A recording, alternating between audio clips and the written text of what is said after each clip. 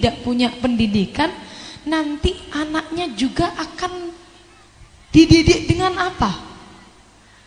Anaknya untuk punya pendidikan yang tinggi juga kadang-kadang lihat, oh kurang banyak pendidikan yang dia dapatkan dari ibunya. Maka seorang perempuan kalau ditanya, haruskah ngaji? Haruskah perempuan pinter? Harus, supaya jadi bekal mendidik anak-anak. Walaupun mendidik anak-anak itu enggak pakai ilmu-ilmu yang di dalam S1, S2 ini enggak. Mendidik anak-anak cukup dengan akhlak, mendidik anak-anak sholat. Tapi mendidik anak-anak perlu ilmu syariat. Ibu-ibu harus didapatkan lewat mondok, harus didapatkan lewat ngaji. Nah ini pentingnya perempuan berilmu, bukan karena supaya dia bisa mengungguli suaminya, tapi supaya bisa mendidik anak-anak. Nah kalau semisal sudah berilmu, sudah punya gelar S1, S2, S3 semisal, dengan suaminya, apakah kemudian bisa dia mengambil alih kepemimpinan? Kemudian di rumah tangga jadi pemimpin suaminya karena suaminya mungkin di bawahnya pendidikannya. Tetap tidak bisa. Ibu-ibu kalau dalam rumah tangga tetap nomor satu itu tetap suami, yang di bawahnya baru istri. Lantas buat apa kita ngaji? Ngaji itu buat diri kita, bukan buat suami. Ngaji itu supaya kita tahu bagaimana ibadah, bagaimana kita nyembah sama Allah. Ngaji supaya tahu bagaimana ilmu ini, kita supaya tahu isinya Al-Quran, kita supaya tahu, kita supaya dekat dengan ulama, dekat dengan ilmu, cinta dengan ilmu. Itu intinya ngaji, bukan untuk unggul-unggulan dengan laki-laki, bukan seperti itu. Sehingga kalau dalam permasalahan rumah tangga, ibu-ibu andaikan di luar semisal jadi seorang bupati perempuan, masuk ke rumah jangan dibawa gelar bupatinya, harus ditaruh gelar bupatinya. Karena di luar seorang bupati banyak karyawannya, banyak ajudannya, tapi kalau di rumah kita sebagai seorang istri harus tetap patuh pada suami. Ini yang perlu untuk ibu-ibu penting dipaskan. Karena mohon maaf ibu-ibu menambahkan, siap. Monggo menawi siap. Karena nyuwun sewu ibu-ibu, di rumah kita sebagai seorang perempuan, saya rasa kalau di Madura nggak perlu dikasih tahu, karena orang Madura itu kalau sudah menjadi seorang ibu pasti repot, mau repot di dapur, mau nyapu, mau nyuci. Tapi anak-anak muda yang perlu saya kasih tahu sebenarnya, ini mungkin yang masih muda-muda, khitab yang ingin saya sampaikan. Biasanya akan muncul pertanyaan, katanya kalau orang perempuan itu nggak wajib melayani suami dalam hal nyuci, dalam hal nyapu, dalam hal masak. Katanya seorang perempuan itu nggak perlu kayak gini. Saya ingin menyampaikan ibu-ibu bahwa di rumah tangga wal mar'ah ra'ayatun ala baiti zaujiha. Perempuan itu nanti yang akan ditanya bagaimana dia mengurus rumah suaminya. Kita punya panutan, bagaimana Sayyidah Fatimah, bagaimana Sayyidah Asma binti Abu Bakar. Semua tetap meladeni suaminya di rumah. Jadi kalau semisal anak-anak muda ini, kalau semisal nanti punya suami, jangan sampai kemudian ingin dimuliakan tok, tapi juga harus mau memuliakan. Nah, itu mungkin poin yang ingin saya sampaikan yang kedua. Baiklah, Bu Nyai akan menambahkan.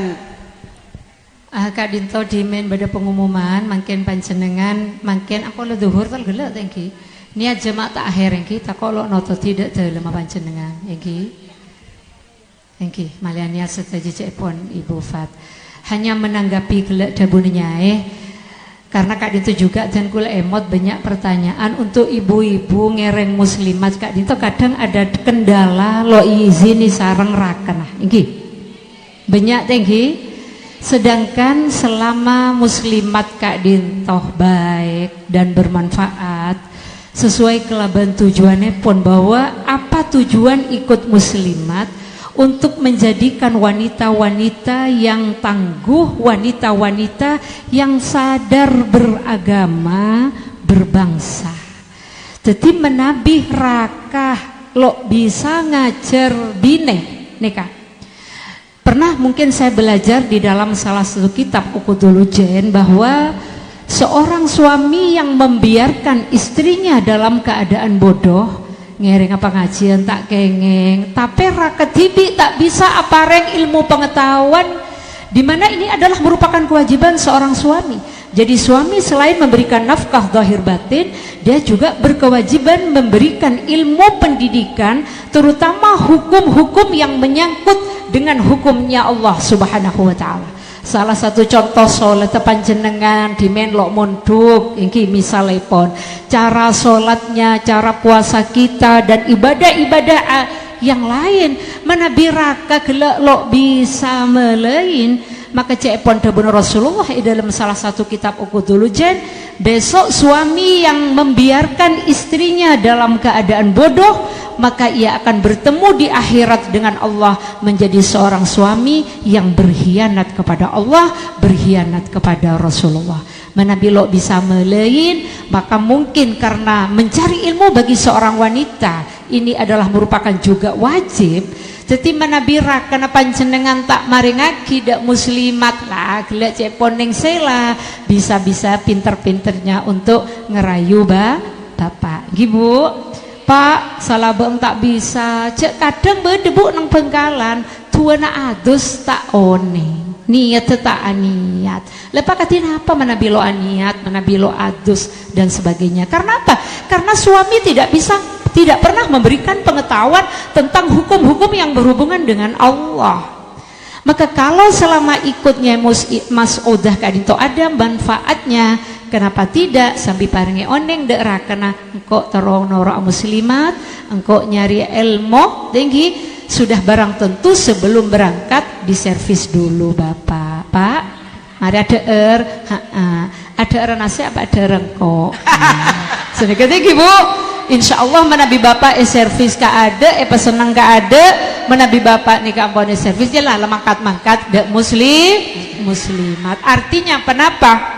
Makin atau raki dek bapak panjenengan juga neka. Arya kewajiban baeng pak. Mon engkau lo ibali bi baeng takok pagi baeng tuntut nang ajuna Allah. Karena seorang suami wajib memberikan ilmu kepada istri. Mon laki tibi tak ngaonengi katina apa laki malelonya banyak dosa laki tinggi, maka panjenengan makin servis laki nyoon idin dek laki untuk ikut muslimat.